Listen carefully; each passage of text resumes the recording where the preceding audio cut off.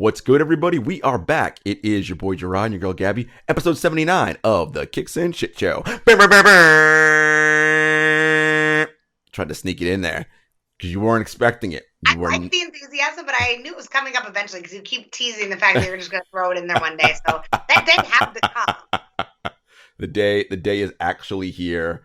I did it. It's been what we had maybe 4 or 5 straight episodes without it, maybe longer. Maybe like 2 or 3, but no, it's okay.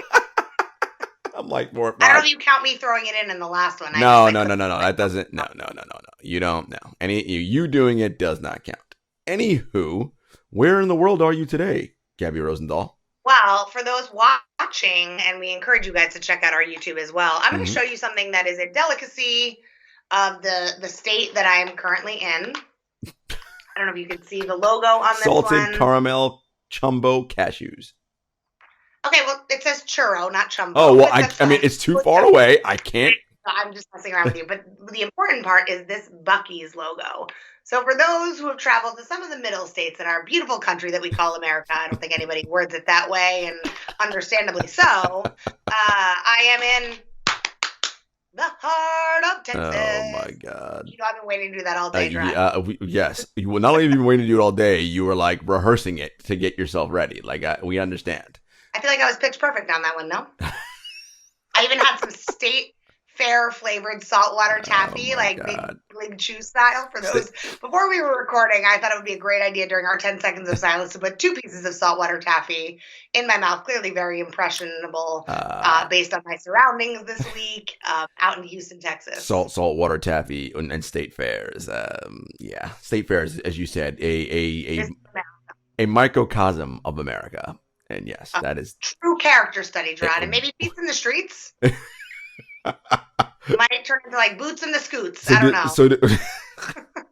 So were you at an actual Texas State Fair? No, I mean, I feel like that was a missed opportunity. But unfortunately, Texas decided to not plan any while I'm here. So it is what it is. I'm in Houston for the week, here for work, and to see some friends. H-Town, home of, birthplace of one Beyonce Knowles. That's right. And visitor to one G. Rosenthal. So Houston's an interesting city. I will say, Texas is a very fascinating state for a number of reasons that are way too complex to really go into in the time of the show. Excellent word choice and excellent. I will say Houston, it's just like a big melting pot, and there's a lot more variety. Oh yeah, Houston. I know I'm being a little bit ignorant when I say things like that. No, but Houston's like that. Houston's got you have a nice cross section, a little melting pot in Houston. Yeah, and let me tell you, it is very hard to find vegan restaurants down here. Your girl is not vegan, but have been traveling with some vegans, and no dice for them. For you guys, there's some dice. They're just limited dice, and maybe they're tiki flavored. There are different themes in Houston. Like I said, variety is the spice of life, and it is also the #1 seasoning next to salt and pepper on the steaks in Houston as well. Oh my God. You come into these things like a literal house on fire. It's like, you're like, I have 8 million. Was that a compliment? Not really. Yes. You have 8 million things to say, and it's like, all right, dude, let's downshift a bit. Jarod, I know the world is opening up, and I am living my best Beats in the Streets life. Yes. Still vagabond life over here while I look for apartments and continue to look for apartments. But surprising to most, I see a lot less people than you would think. So I just get really excited to see you. I love to talk about sneakers. I mean, these are like all of my favorite things, and add some state fair flavored saltwater taffy, like mainline into my mouth after some Texas barbecue. I mean, what's not to love about that? I'm ready for the day. Oh my God. In the heart. All right. Enough of that. Sorry, guys. I'll spare you on that one. This is the last time I'll be doing that for now. With the wink. Yeah. Jarod, what's going on in the streets for you, though? Tell me more. What's been going on this week? Well, what has been going on this week? NBA action is fantastic. Really, locked in on that. We're just past the quarter-way mark of the season. So that's going, gearing myself up for the holidays. It's a busy time with work, projects kind of closing down. I also find myself looking around, seeing if I want to, you mentioned last episode, 2 episodes ago that, Jarod, you should treat yourself and get yourself. So I'm thinking about listen, folks, calm down. It ain't going to be them off-white in Carolina Blue. I think It ain't gonna be those. Finest, Rod. You deserve the finest. Thank you. But those prices are now, for obvious reasons we mentioned last week, are ridiculous. So it will not be those. However, keeping my eyes open, seeing what's out here. Might see, might cop another little nice pair that I've been having my eye on. Stay tuned for that. But otherwise, I'm just listen. I enjoy this time of year. I am looking forward to just some family time, a little food, a little wine, just tizing the season, I like that, tizing the season. You like that? Eat drinking, and being merry. That's what, that's what it is. I love that. I think tizing the season of L's is something that I've been talking about very frequently. I will say I've been getting more and more involved in sneaker Twitter. Shouts to y'all who follow the show. I saw you. You put out a request today. I feel like I always am putting out a bat signal on Twitter, and thank you for those who answer the call. There you go. I think I've reached my limit, you guys. I've taken only L's, not one W. It's also hard for me to enter in raffles because I don't necessarily know where I'm going to be, and the geotagging on the app technology right now is pretty legit. But, I think that it's really hard just to get anything. I mean, I wanted these Golden Gals dunks, the lows. Yep, I saw those. For the ladies. I mean, the Air Max 97s were cool, and if they're still available, maybe I'll go back and cop them. But there's something about that crushed silver that is just beautiful, and wasn't meant to be yet again. But c'est la vie, as they say in Paris, Texas. Look at you, Paris, Texas. We're at it now. Isn't there a Paris, Texas? There is. Yeah. No, you're right on. There is 100% of Paris, Texas. Everybody knows that. But yeah, I think just, especially with all the different supply chain issues that we've talked about, the launches are getting pushed back left and right. I think, resale platforms like our partners at Another Lane, the eBay's GOAT, StockX's of the world, the smaller brands, I think they're going to have a real chance to win this holiday. Yeah, I think you're right. I was thinking about just sneakers in general and what's been going on. And I thought back to one of our guests, our good friend Jazrae Allen Lord, and, and what she's always championing, which is diversity and inclusion within the sneaker business, sneaker industry, more Black people, specifically Black women, getting engaged in this business. And, she was in Complex in a piece recently and talked about how, a large part of the problem is where the people in the industry are looking for talent, right? And the places they're identifying talent are not diverse, i.e. design schools and places like that, where it's like, look, you're already segmenting a certain amount of the population out for people who can't afford it, right? And those tend to negatively impact Black and brown people, right? So I just thought I was thinking about that, like, while combing through, and it was kind of related, combing through looking for my potential gift, because again, I was on Another Lane and different sites, again, helmed by two Black people, and just other avenues to look at beyond GOAT, StockX, and all that stuff. Yeah, no, I agree with you. And I think, people are very quick to judge when you see maybe the wrong or maybe not the best fit for people outwardly on campaigns. But I agree with Jazz. And I agree with you. It starts from within, right? Like people understanding not just how to cast talent internally and externally, but also the narrative, right? And I think to me, that's what's really tough. Like if I see a brand that's capitalizing, being like, I'm going to do something we're going to do a sale attached to Black History Month. I'm kind of like. The alarm bells go off. You're like, like, and the part that's so crazy to me is so many people ideate those campaigns. Oh yeah, for sure. And it's all about education at the end of the day, right? Where that's what we're pushing for is education, both internally and externally. And I think we're starting to see a little bit of a shift in a positive way, but there's so much work that still needs to be done. Way more work needs to be done. We're nowhere near where we need to be. But again, I was just shout out to Jazrae because she's out there, doing the work and doing the right thing and trying to make the situation out there better and different. Of course, we always shout out Another Lane. Then we'll of course do our shoe and tell later, presented by them. It's just we have so many of our guests that we have on this show, Gabby, talk about carving your own lane. And unfortunately, that's sometimes the route. I mean, it's not even unfortunate, but that's just the route you have to go, right? Traditional means and the avenues whereby the powers that be look, for more often than not, and for most people, is not going to happen. And not only because of the racial dynamic, but also because in general these are just competitive jobs, and there's only so many of them that exist, right? It isn't like there's a million jobs at at Nike or at wherever, right? That's just not how it goes, right? So you're going to have to, if it's something you really want and you're really committed to, you got to try to figure out, okay, what's my niche? How I'm going to carve out my path to get there. And, hard work. And of course you need some fortune. Don't get it twisted. Everybody needs a little bit of luck and a helping hand along the way. That's just, you can't make it without it. But that's kind of the vibe. I totally agree. And I think, one thing that we've noticed as a theme over the past year or two since we've been doing the show is from our guests, a lot of people, it's not an easy path.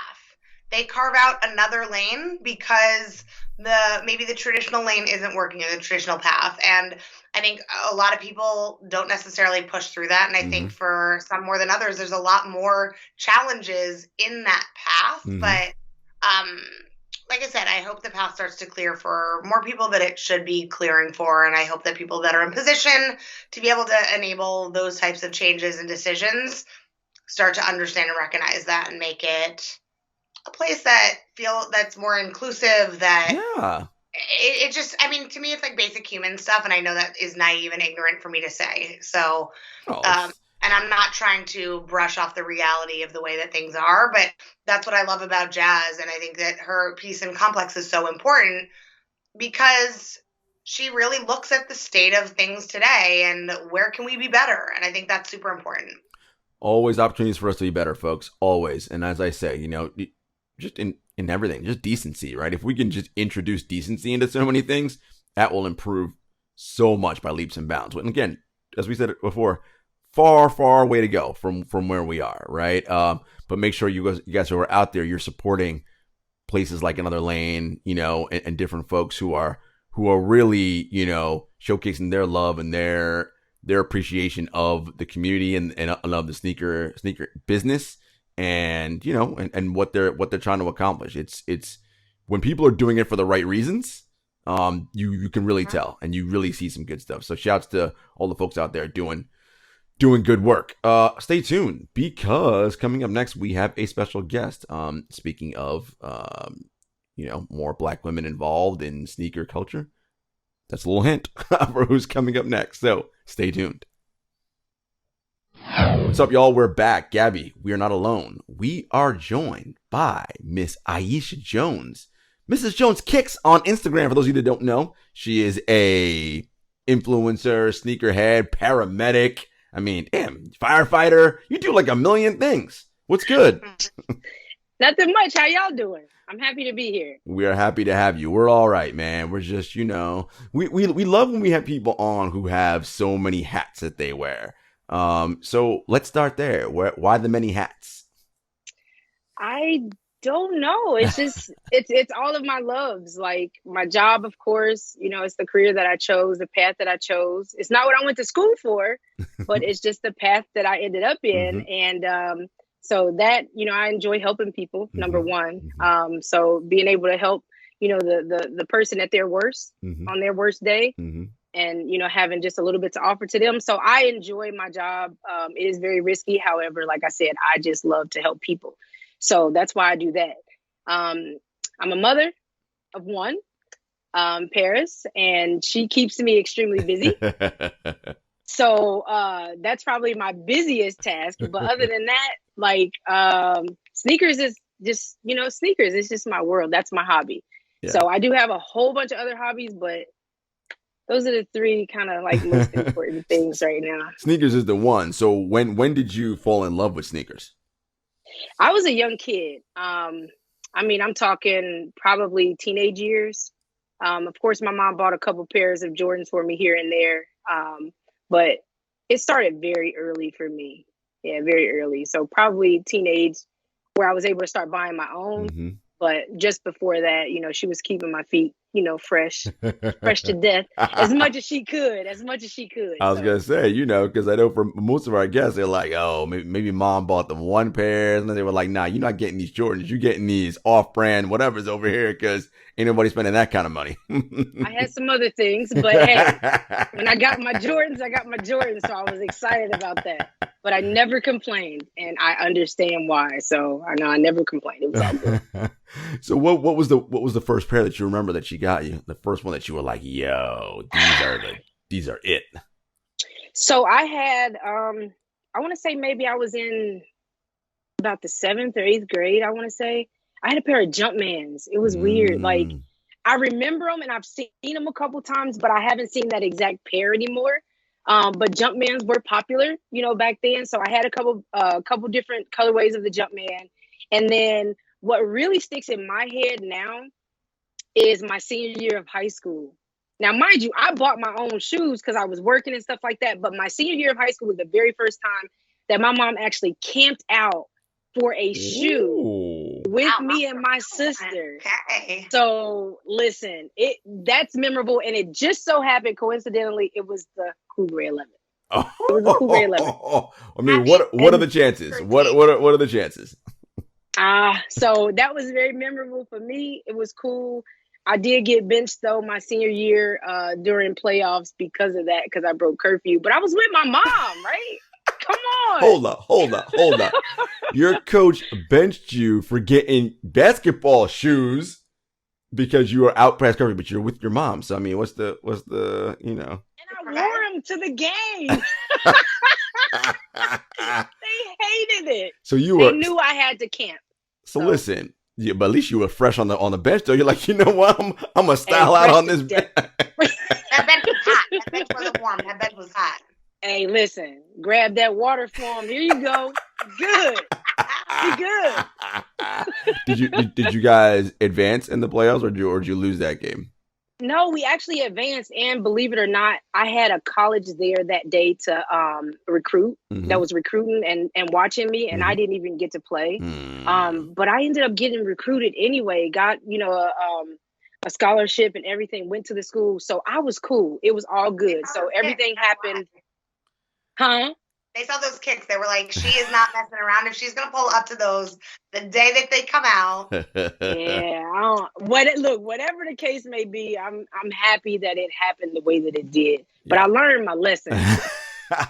Well, follow the rules. The connection always for most people is most people played sports or adjacent to it, and then the connection after they get their shoes. So you played some college ball. So talk to us about your journey to college. Where'd you play, and what was your style of play like when you were a young baller? So I'm gonna back up just a tad bit. Growing up, I went to a performing arts school up into the 8th grade, and the reason I left that school, granted, I was into singing and ballet and stuff, but the reason I left is because they didn't have sports. So got to college. Now I played street ball all the time. I was always the only girl out on the court, in the hood and all of that. Okay, cool. But I didn't play structured ball until 9th grade.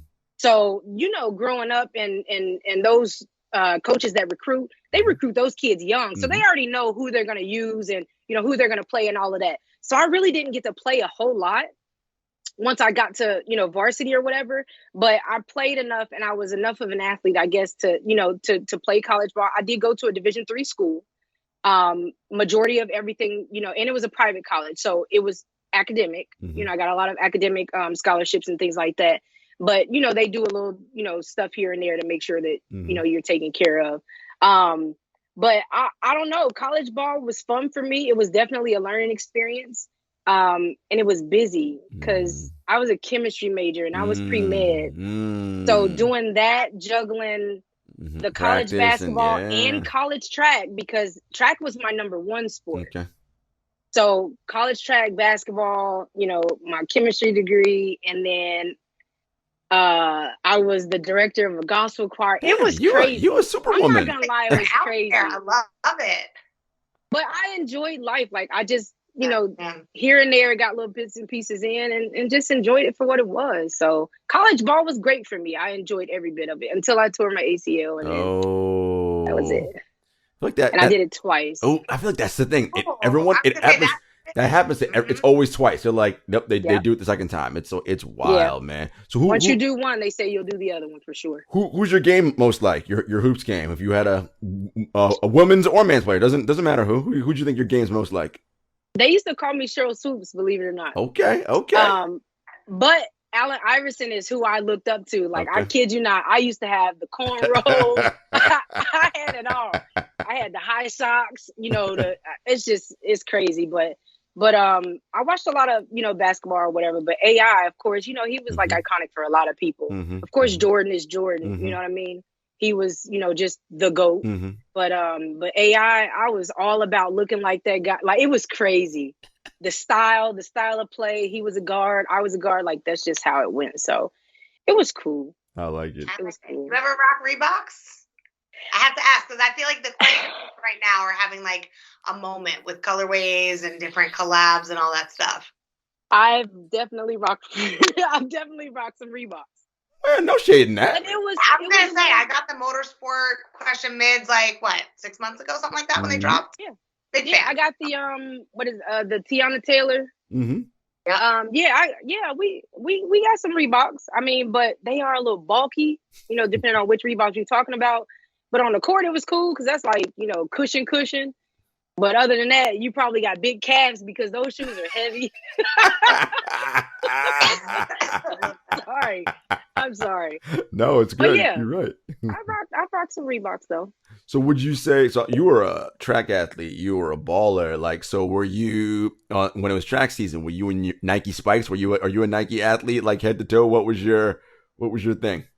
So the way this worked, like I said, I had some shoes here and there, some Jordans and all of that, but we weren't, like, I wasn't raised to where I had, you know, this brand, that brand. It was never like that. Like, my mom, like I said, she handled her business, but I didn't have Nike this and Nike. I think my one pair of track spikes were Nike, but it wasn't like I went, you know, to the Nike outlet or something like that. We probably found them in like a JCPenney or something. You know what I mean? That's just how it was. So I didn't have, you know, those brands. Like, I wasn't brand specific because we just couldn't afford that type of stuff. So, but nowadays I'm living it all over again because my daughter is a track athlete. She actually is, she just went to Junior Olympics last year as an 8-year-old this summer. Good for her. So everything is Nike. I just bought her 4 pairs of Nike Spikes. Like, come on. Nike bag, Nike outfit. It's like, but I guess that's what you do when you know, she gotta, you know, listen, she gonna perform, she gotta look fresh, mom. You gotta, you know. What I couldn't necessarily do, it's, you know, I try to do for my daughter or whatever, but it creates a monster. So she's very into shoes. It's an expensive habit for sure. What are her favorite styles besides, like, I know you said she got Nike Spikes, but is she into Jordans as well?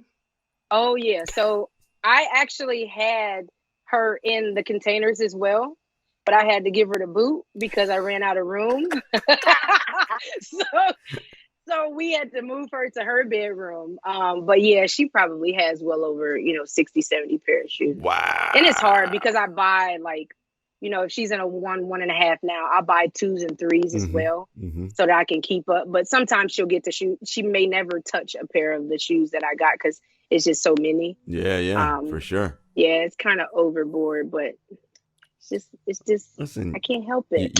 You do what you got to do for your babies, right? It is what it is. For sure.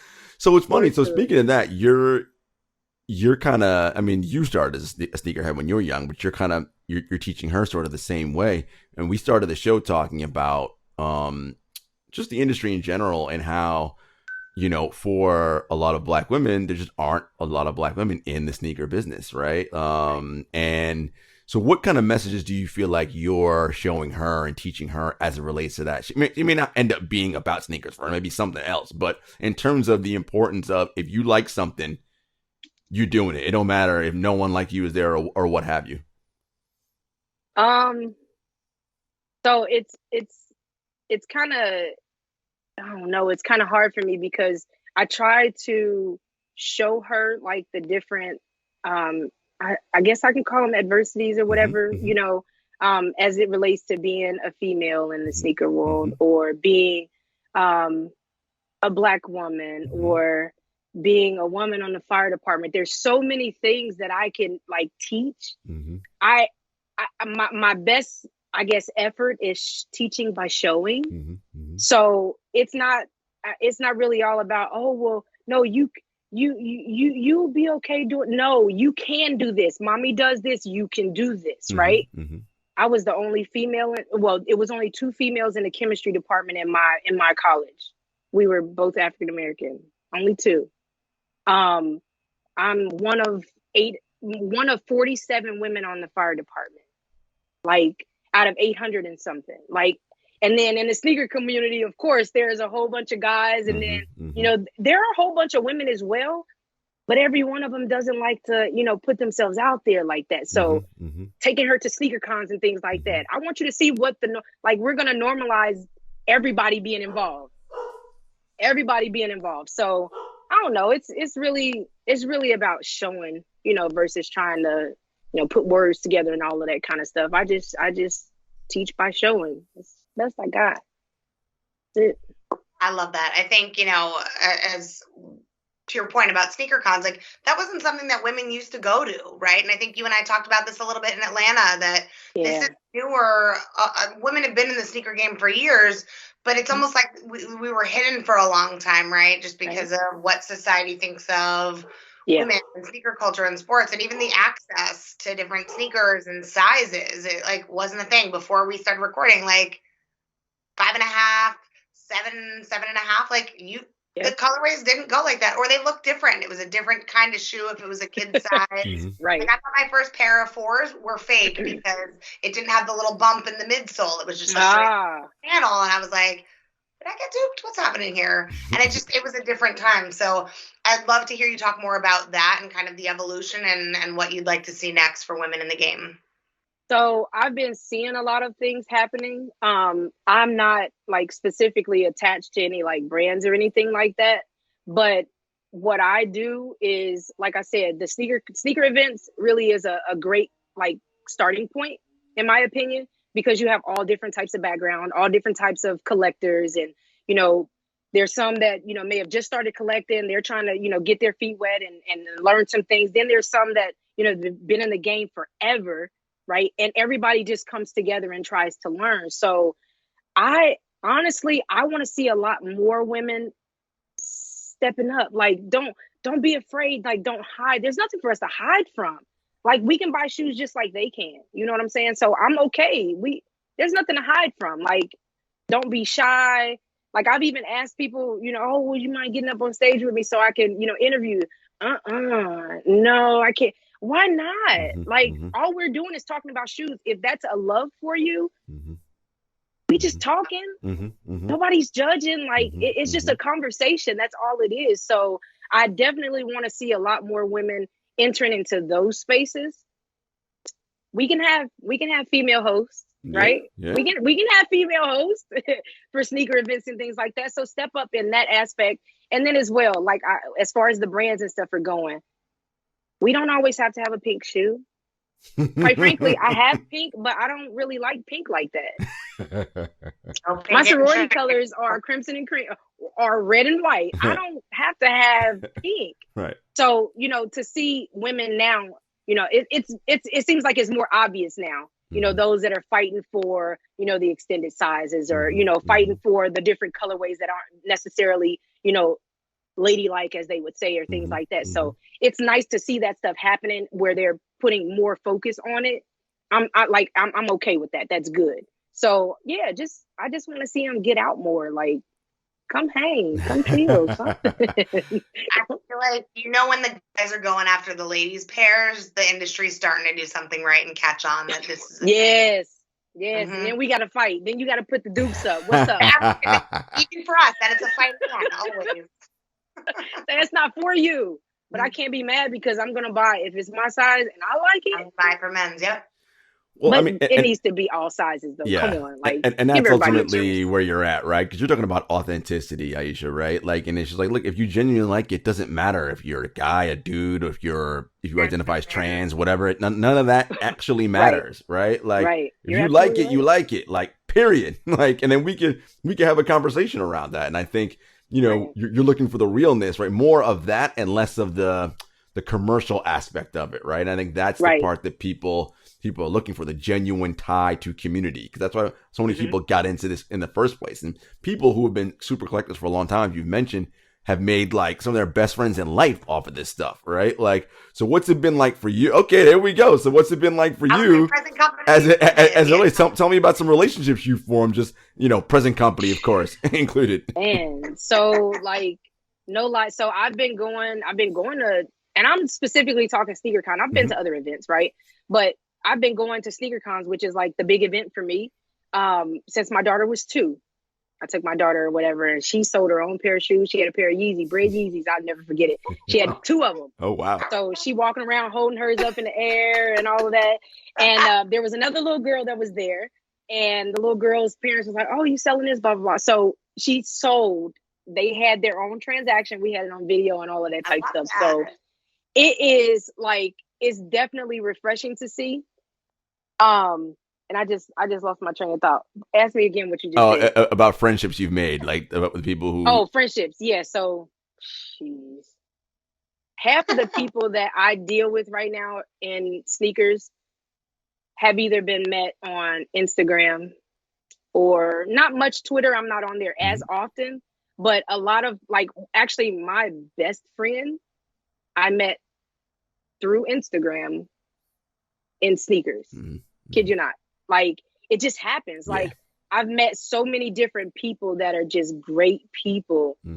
I mean, almost better than the ones that's been around and, Yeah. oh yeah, it's one of them.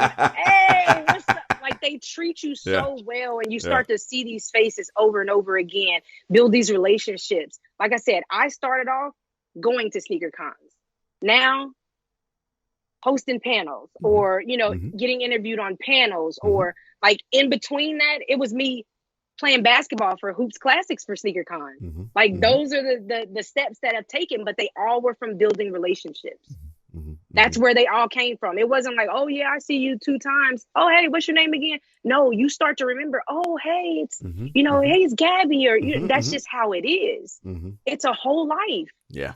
And some of the greatest people with the same passion. And I'm all for it. I love it. Awesome. Absolutely love it. If there's one thing currently going on in the sneaker game that you could change, what would it be? You trying to start a fight? No, no. Listen, I want you to be as real. You can say whatever. Be real, man. That's what we about here. If it was one thing in the sneaker game that I could change, what would it be?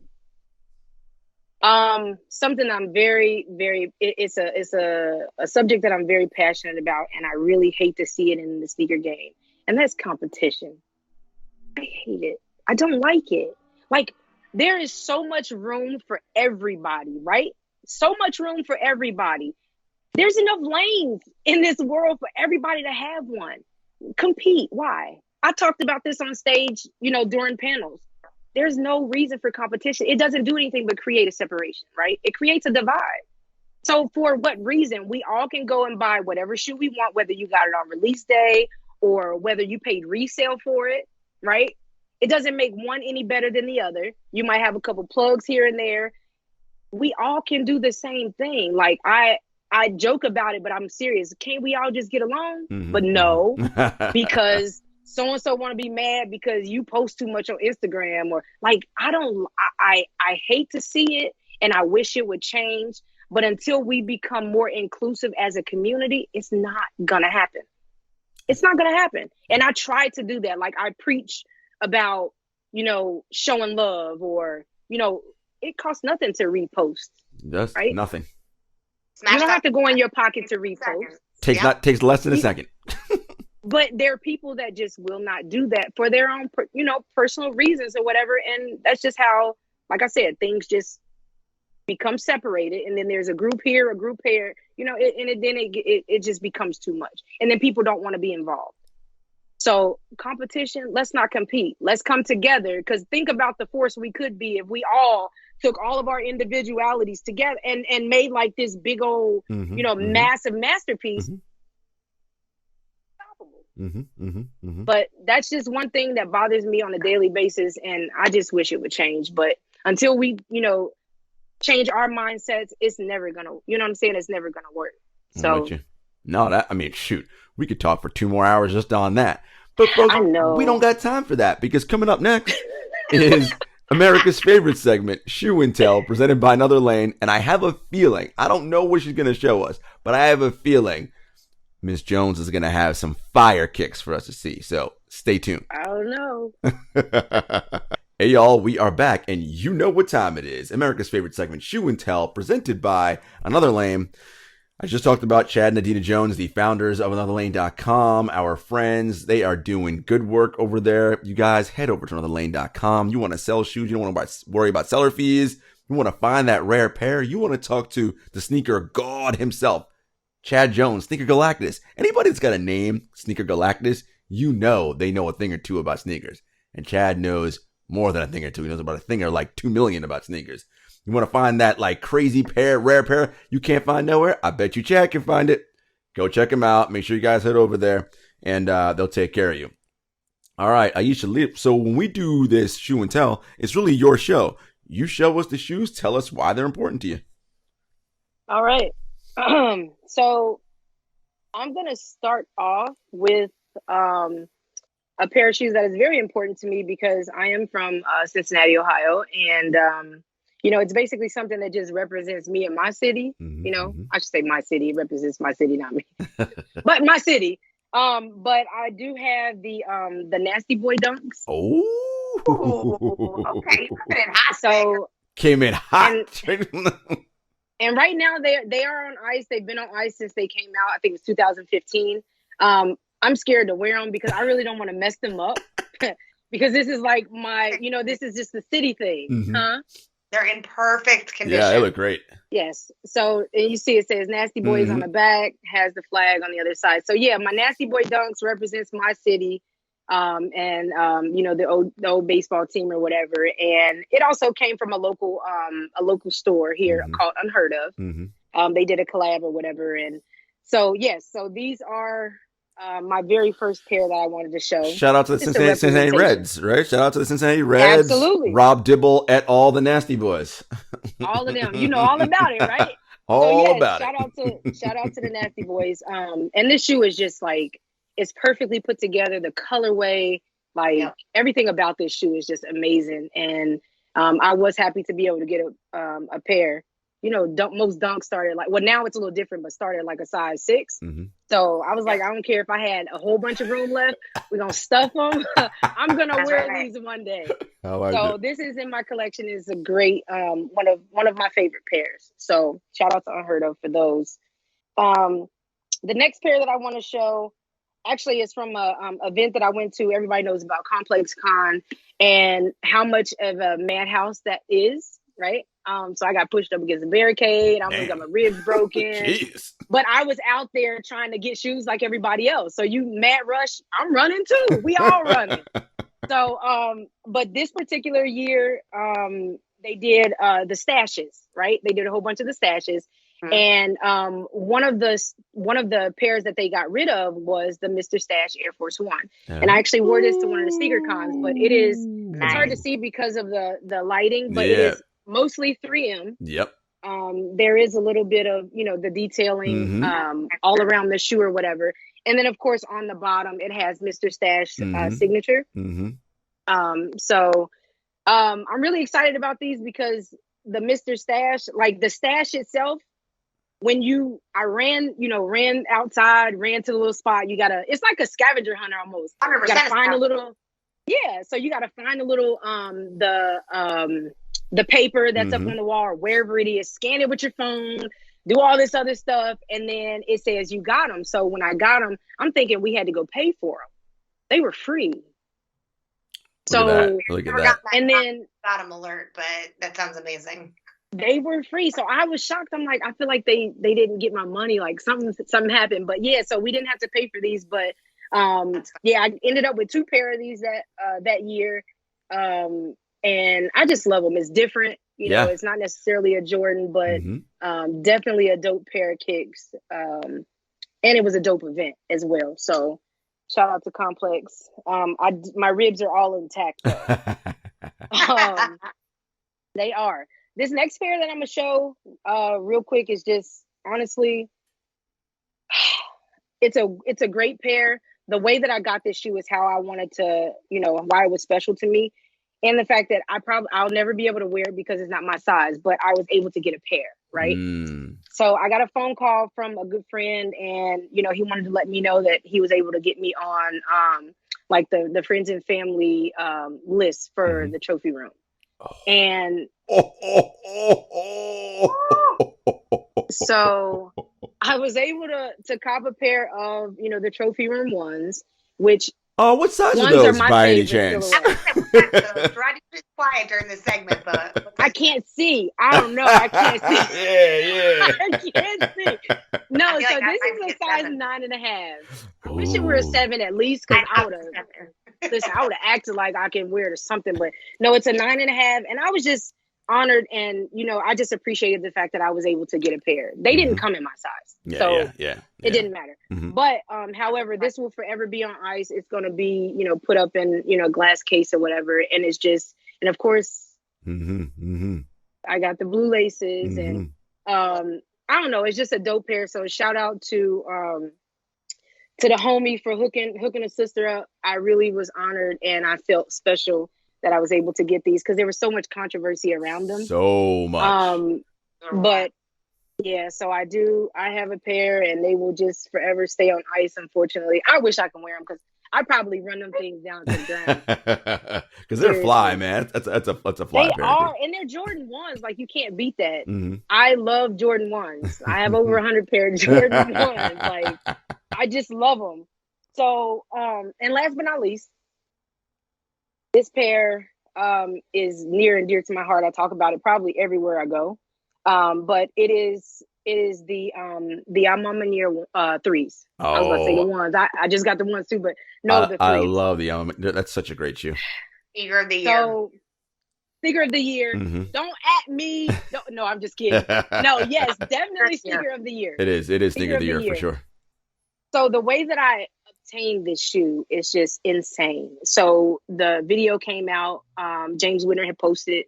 I looked at it, and it was probably one of the first times that I actually paid attention to a video surrounding a shoe.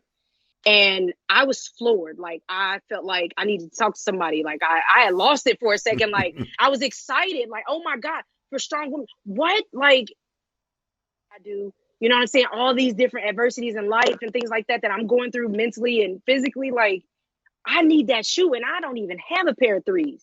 Never had a pair of 3s. So I posted my little, you know, my firefighter picture up real quick and tagged James and said, listen, even if I never get the shoe, this shoe, the story, hits home. It means everything to me. Thank you so much for using your platform, you know, to show and display strong women, right? So he reposted it. I was like, oh, that's dope. You know, he reposted it. That's what's up. And after he reposted it, I sent him a message. I said, man, you have no idea like how much this means to me. Just the fact that you reposted the picture, you know, I fight fires. I do this, I do that, but I'm raising my daughter. And it's just so much surrounding your story that hit home to me that I felt like the moment I put my foot in this shoe, I was a walking testimony of what this shoe is actually about. So he sent me a message. Now the message said, send me your shoe size, name, and shipping address. And I was like, okay, this is a joke. Right. You were like, whatever. Are we sure this was James? So I reached out to my buddy up in New York, Mayor. Everybody knows Mayor, right? I said, Mayor, is this James Whitner's account? Because he talking to me. Like, I don't know if this is really his account. So he told me to send it to him, and I sent it to him. He was like, yeah, that's him. So I was like, all right, I'm just going to go out on a limb. I'm going to see, you know, what happens. I said, oh my God, you got to be kidding, whatever. I sent my name, my shipping address. I sent my size. Not even 2 days later, this shoe showed up at my doorstep. Wow. I love first pair of shoes I've ever been gifted, right? And to be gifted from, you know what I'm saying, Yeah. the man, the creative behind this whole like masterpiece, like and listen, this shoe, I did end up getting 2 of them though. I bought a second one. Yeah, that's how much you love it. I love it that much, and it was my first pair of threes. I probably have about at least 5 or 6 pair of threes now. I just reached back like, oh, I need to get them. I need that colorway. But yeah, I never wore threes. But this shoe is a daily reminder for me, like, you know, just alone on the shoestrings, work harder. Mm-hmm. Like I have no choice with my everyday life. I have to. Like there is no such thing as not being capable or not being able to. I have to do what I have to do.